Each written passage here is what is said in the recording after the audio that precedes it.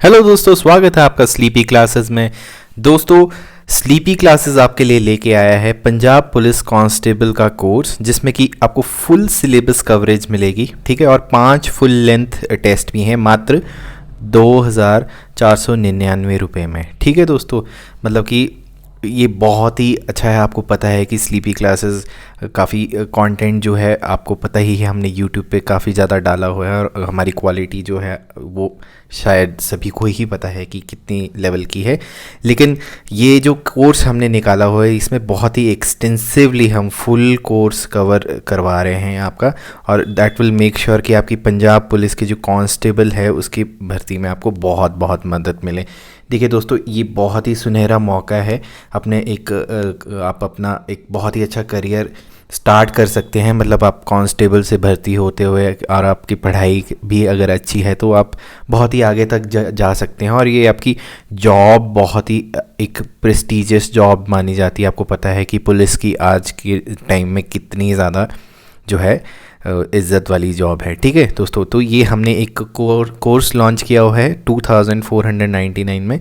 Full syllabus coverage है, 5 full length test है। आप जाइए अभी रजिस्टर कीजिए, लिंक आपको डिस्क्रिप्शन बॉक्स में मिल जाएगा। ठीक है दोस्तों, तो आज हम आगे करने वाले हैं Patwari previous year questions on polity. ठीक है दोस्तों, बट स्टार्ट करने से पहले क्या है, थोड़ा सा जान लेते हैं कि पटवारी होता क्या है। देखिए, अब आप ऑब्वियसली एग्ज़ाम की तैयारी कर रहे हैं तो आपको तो पता ही होगा कि लाइफ कैसी है पटवारी। लेकिन देखिए, ऊपर अभी मैंने बात करी कि पंजाब पुलिस, लेकिन पटवारी की जो आपकी जो पोस्ट है ये भी बहुत ही ज़्यादा प्रेस्टीजियस जॉब है। क्योंकि देखिए, आप रेवेन्यू डिपार्टमेंट में काम करेंगे। ठीक है जी, और आपको प्रॉपरली सब लैंड एक्ट्स वगैरह सब कुछ सिखाया जाता है, और आप फिर एज अ पटवारी ज्वाइन करके फिर आगे कानून को आते हैं। फिर ऐसे करते करते आप नायब तहसीलदार और तहसीलदार तक भी जा सकते हैं। ठीक है दोस्तों, और आपको पता है कि ये एक बहुत ही ज़्यादा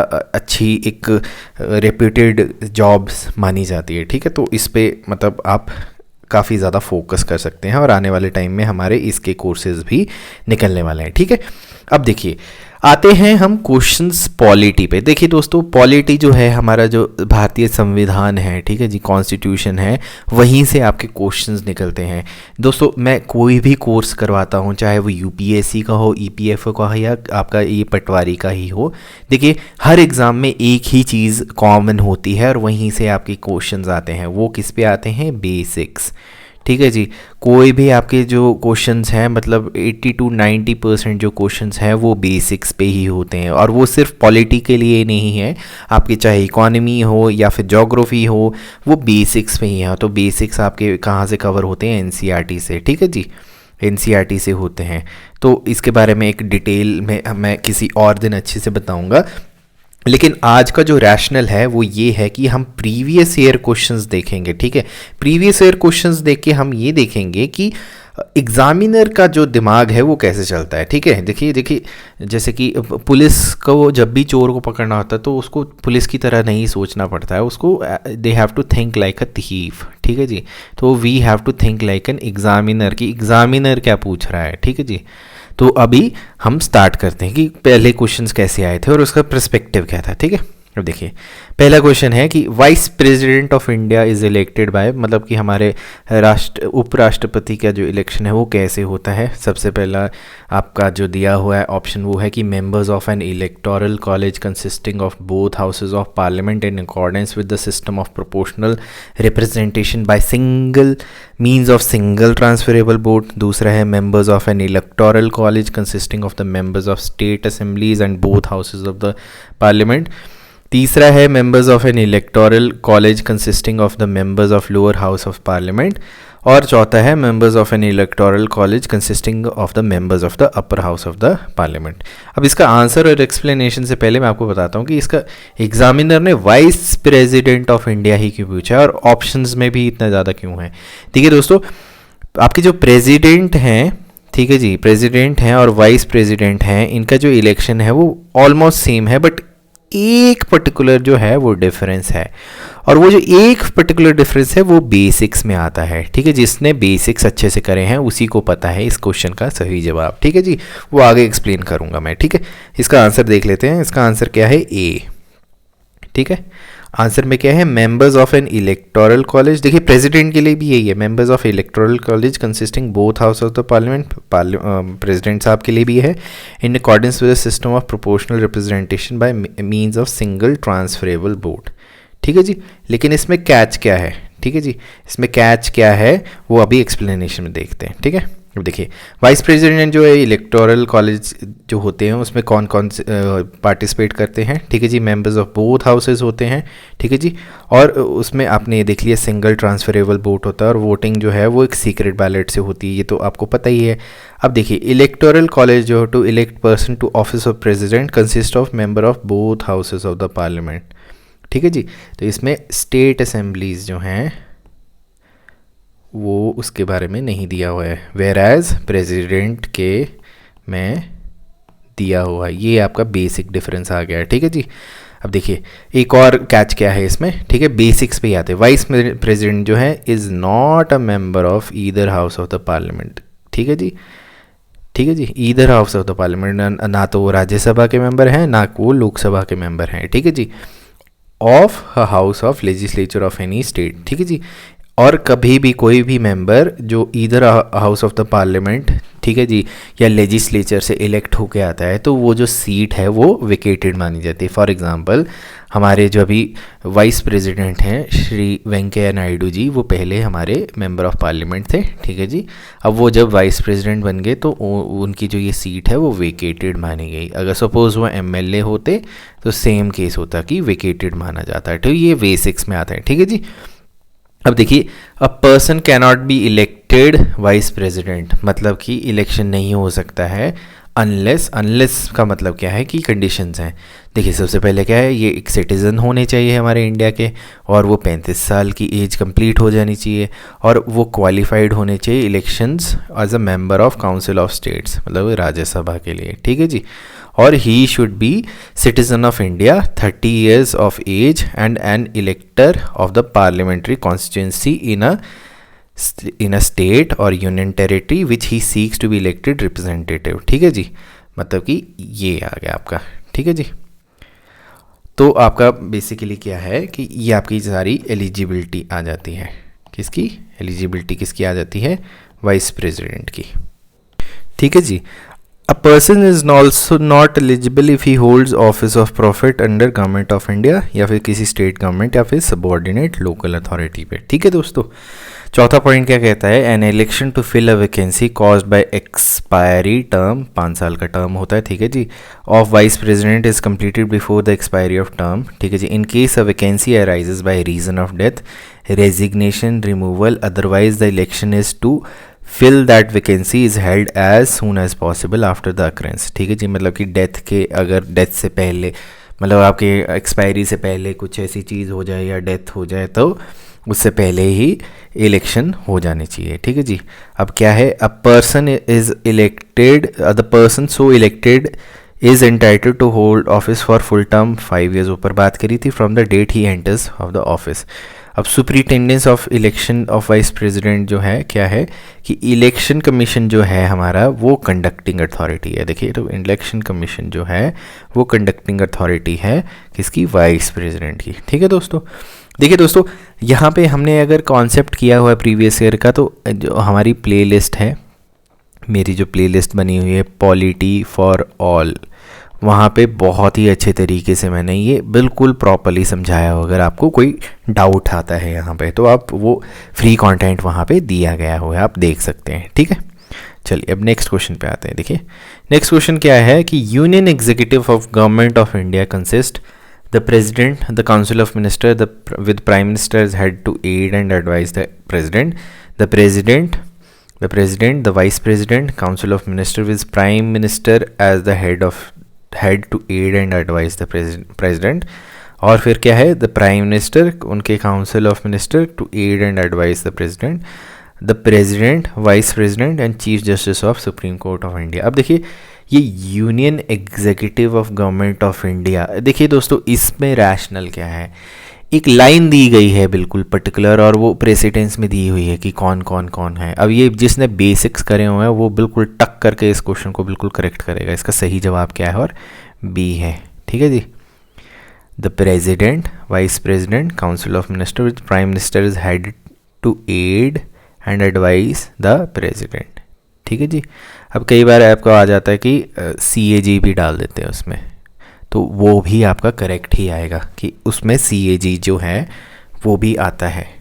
ठीक है, सॉरी CAG नहीं होता है, अटॉर्नी जनरल ऑफ इंडिया आता है। ठीक है जी, अटॉर्नी जनरल ऑफ इंडिया अगर आपको दिया हुआ है तो वो भी माना जाएगा, लेकिन इसका एक स्पेशल चैप्टर है अलग से, तो उसको हम अलग ही रखते हैं। नहीं तो अमूमन क्या होता है, president, vice president, council of minister, ठीक है जी, ये हमारे यूनियन को कंसिस्ट करते हैं, यूनियन एग्जीक्यूटिव। ठीक है जी, इसके ये है कि union executive consist of the president, vice president and council of minister with prime minister as the head to aid and advise the president. ठीक है जी, तो अगर आपको हेड ऑफ द स्टेट पूछा जाए, head of the state, who is the head of the state, तो आप बताएंगे मुझे कमेंट सेक्शन में कि who is the head of the state in our country. ठीक है दोस्तों, तीसरा क्वेश्चन है कि ex officio chairman of civil services board in India is cabinet secretary, prime minister, home minister, defence minister. तो दोस्तों इसका तो सही जवाब कैबिनेट सेक्रेटरी। अब ये देखिए ये क्वेश्चन कहाँ से आया, ये क्वेश्चन करंट अफेयर का है लेकिन पॉलिटी से डाल दिया हुआ है।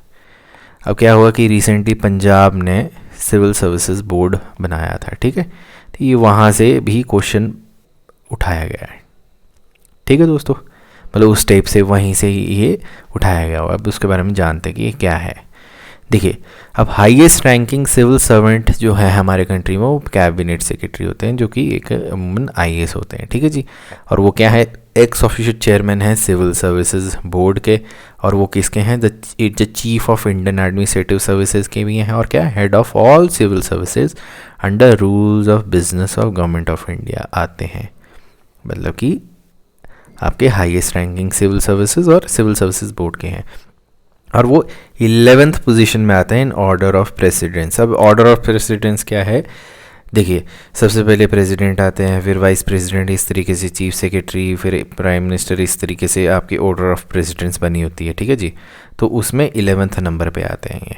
ठीक है जी दोस्तों, तो ये हमारे कैबिनेट सेक्रेटरी के बारे में है। ठीक है, अब जो हमारे सिविल सर्विसेज बोर्ड जो हैं वो ये देखिए chief secretary of state, civil services board जो है आपका एक तो सेंट्रल लेवल पे भी है और आपका स्टेट लेवल पे भी है। अब स्टेट लेवल के बारे में जानते हैं कि ये आपके जो सिविल सर्विसेज बोर्ड है वो चीफ सेक्रेटरी ऑफ स्टेट जो है वो करते हैं। ठीक है जी, उसको हेड करते हैं, और has senior most additional chief secretary या फिर चेयरमैन होते हैं उसके। ठीक है जी, और बोर्ड ऑफ रेवेन्यू जो होते हैं वो फाइनेंशियल कमिश्नर रैंक के जो होते हैं या फिर उसके इक्वलेंट रैंक के जो होते हैं वो मेंबर होते हैं। तो ये हमारे स्टेट का आ गया। ठीक है जी, कि chief secretary followed by additional chief secretary, फिर आपके फाइनेंशियल कमिश्नर, ये भी आपका ऑर्डर ऑफ प्रेसिडेंस में ही आता है। ठीक है जी, अब जो आपका सिविल सर्विसेज बोर्ड है वो क्या प्रोवाइड करता है, it provides for the state to follow centre's guidelines, किसके लिए, on giving a fix tenure at least 2 years for cadre officer. अब देखिए आपके IAS जो होते हैं वो सेंटर के ऑफिसर्स होते हैं, जो कि डिप्यूट कहाँ होते हैं, स्टेट के लिए, और वो कैडर ऑफिसर माने जाते हैं। ठीक है जी, तो ये गाइडलाइंस है कि 2 साल का तो एटलीस्ट फिक्स टेन्योर है। लेकिन हमारे आप काफ़ी IAS देखे होंगे जिनकी धड़ाधड़ ट्रांसफ़र होती हैं, तो ये एक काफ़ी ज़्यादा कंट्रोवर्शियल सा टॉपिक है। ठीक है, अब कोई है, if anyone recommends the transfer office before the completion of tenure then the board will examine, मतलब बोर्ड एग्जामिन करेगा एंड इफेक्टेड, और फाइनल अथॉरिटी किसकी है, चीफ मिनिस्टर की। तो वही देखिए एक पॉलिटिशियन की अथॉरिटी आती है इस पर। ठीक है, चौथा क्वेश्चन पे आते हैं। अब देखिए, Nobel prize for economy was instituted in the year. ठीक है जी, अब ये नोबेल प्राइज़ फॉर इकोनॉमी जो है ये कौन से ईयर में आया था, इसका सही जवाब क्या है, इसका सही जवाब है 1967 में। देखिए दोस्तों, नोबेल प्राइज़ हो गया, आपके क्वेश्चंस जो हैं करंट अफेयर्स और पॉलिटी के दोनों मिलते हैं, मतलब मिलते जुलते आते हैं। तो अब इसमें इसका रैशनल क्या रहता है कि आपके कुछ अवार्ड्स ऐसे हैं जो कि बहुत ही ज़्यादा कॉमन पूछे जाते हैं, कॉमन है, जैसे कि नोबेल प्राइज़ हो गया, पद्म अवार्ड्स आ गए, ठीक है जी, नेशनल अवार्ड्स आ गए, ठीक है जी। ये कुछ लिस्ट है, कोई 20 to 25 की लिस्ट है और ये बहुत ही ज़्यादा रहते हैं। लेकिन क्योंकि ये इतने ज़्यादा फ्रिक्वेंटली पूछे गए हैं, तो अब देखिए नोबेल प्राइज़ तो चलो पूछते ही हैं, लेकिन नोबेल प्राइज़ फॉर इकोनॉमिक्स जो है वो जिसने देखिए बेसिक्स करे हुए हैं और थोड़ा सा एडिशनल पढ़ा है तो वो आराम से ही क्वेश्चन कर देगा। अब नोबेल प्राइज़ बताइए कि कौन सी ईयर में आया था, कमेंट सेक्शन में बताइए, ठीक है। तो अब इसके बारे में थोड़ा सा जानते हैं कि क्या है। अब सेवरीजीज रिक्सबैंक प्राइज़ जो है उसको हम कहते हैं Nobel prize in economy sciences, ठीक है जी। वो दिया जाता है और वो किसके मेमोरी में, एल्फ्रेड नोबेल के मेमोरी में, और उसको हम नोबेल प्राइज़ फॉर इकोनॉमिक्स भी बोलते हैं, ठीक है, सेवरीजी रिक्सबैंक प्राइज़। अब ये देखें, ये 1968 में क्रिएट किया गया था, ठीक है जी। ये this was created in 1968, not मतलब कि 67। अगर आपका जैसे देखिए कई बार ऐसे हो जाता है ऑप्शन में, इसीलिए ऊपर गया था कि अगर आपको 1967 है और बाकी 1948 आ गया है, 54 आ गया है या फिर 72 आ गया है, ठीक है जी, तो आपको बिल्कुल क्लोजेस्ट उस पर आना चाहिए कि अब सोर्सेज जो हैं उसमें मोस्टली 1968 दिया है, तो कई बार चांसेस हो जाते हैं कि 1 या 2 ईयर जो है वो ऊपर, 1 ईयर मैक्स जो है कई बार ऑप्शंस में आ जाता है।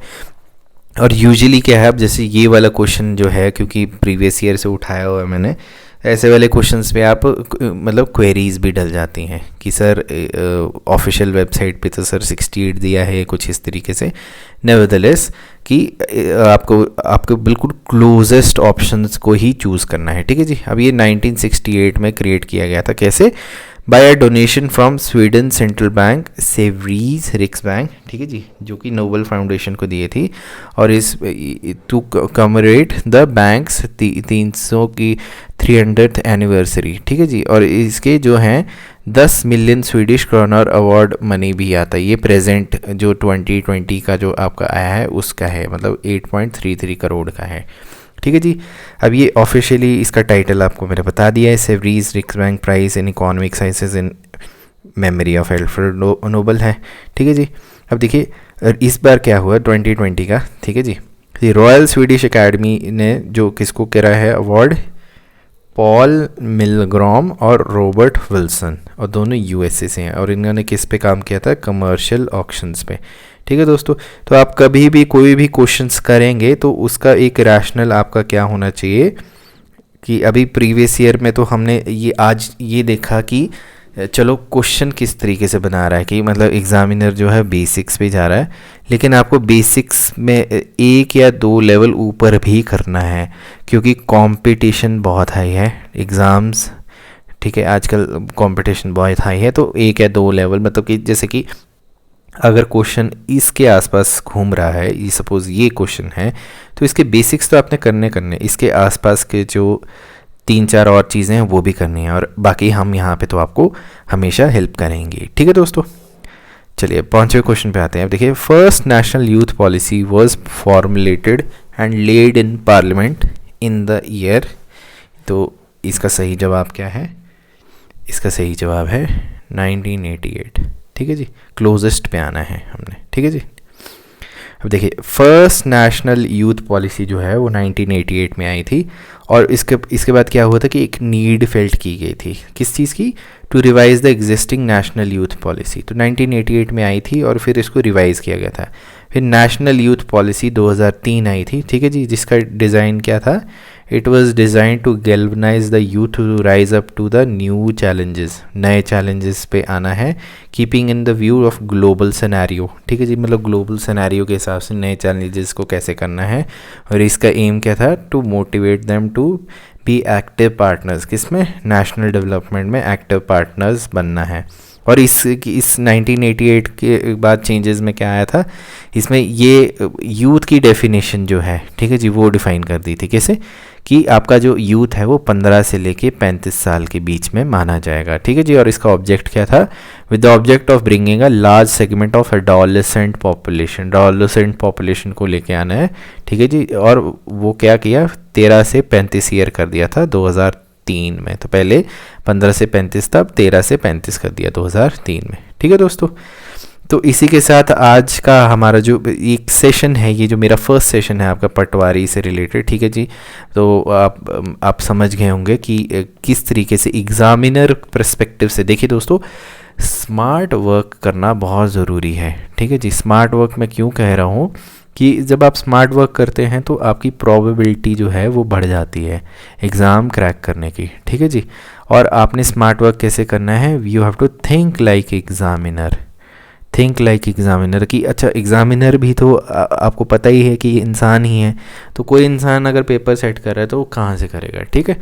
और अपना होराइज़न जो है वो छोटा नहीं रखना है, never keep your horizon small, ठीक है। ये एक बड़ा रखना कि उसके आसपास क्या क्या चीज़ें हो रही हैं आपको। यू नेवर नो कि मैं यहाँ पे कोई टॉपिक करवाया है और उस टॉपिक से 2 या 3 चीज़ें आपने एडिशनल पढ़ ली और आपको फ़ायदा मिला। क्योंकि देखिए दोस्तों, स्लीपी क्लासेस में हमारा एम सिर्फ और सिर्फ एक ही रहता है, आपकी सिलेक्शन, ठीक है।